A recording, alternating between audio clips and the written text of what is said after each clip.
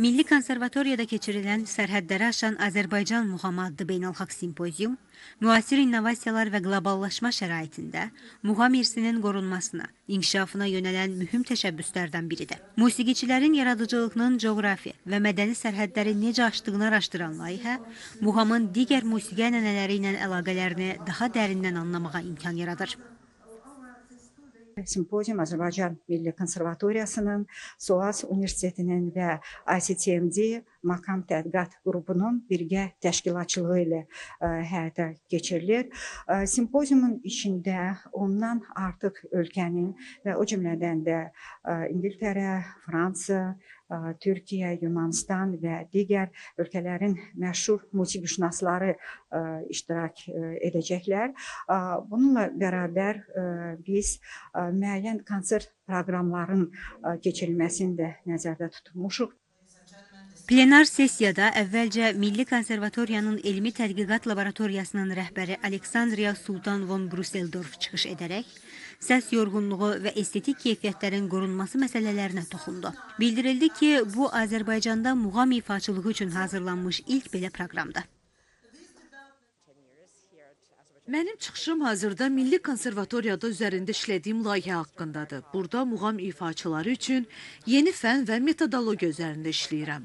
Məqsəd tələbələrə akustika, fiziologiya, səsin gigiyenası və vokal biologiyasını öyrətmək, səslərin işləmə mexanizmini anlamağa kömək etməkdir. Qərb konservatoriyalarında opera sənətçiləri üçün tətbiq olunan bu təcrübəni muğam ifaçılığına uyğunlaşdırırıq. Sessiyada Londonun SOAS Universitetindən gələn nümayəndə heyəti də çıxış etdi. Bu çıxışlar regionun musiqi irsinin qorunması ilə yanaşı, gələcək nəsillər üçün yeni yaradıcılıq potensialının formalaşdırılmasına da töhfə verir. Mən hazırda Londonun SOAS Universitetinin həyata keçirdiyi Sərhədsiz muğam layihəsinə rəhbərlik edirəm. Biz böyük bir tədqiqatçılar komandasını bir yerə toplamışıq və muğamın ortaq tarixini araşdırırıq. Mənim çıxışım 20-ci əsrdə Özbək və Uyğur muğam ənənələri arasında yaranmış uçurumun aradan qaldırılmasını, həmçinin ortaq musiqi irsinin yenidən canlandırılmasını hədəfləyir. Biz burada fərqli, müxtəlif ölkələrdən məşhur professorlar, alimlər qonaq kimi gəlirlər. Burada muğam haqqında danışırlar, həm də makam. Bilirsiniz ki, makam hər yerdə var, çox belə fərqli ənənələr var makam. Məsələn, Türkiyədə makam var, İranda var, Azərbaycanda muğam, Sentral Aziyada şaş makam var və bunlar bir-biri ilə nətər əlaqəsi haqqında tədqiqat aparırlar, burada danışırlar, çıxış eləyirlər.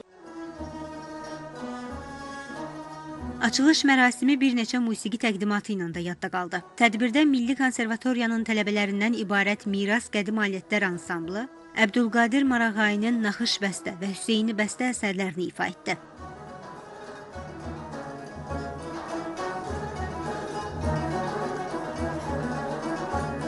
Doqquzuncu Muğam televiziya müsabiqəsinin qalibləri isə Sarı Bülbül xalq mahnısı və Üzeyir Hacıbəylinin Leyli və Məcnun operasından görüş səhnəsi ilə çıxış etdilər.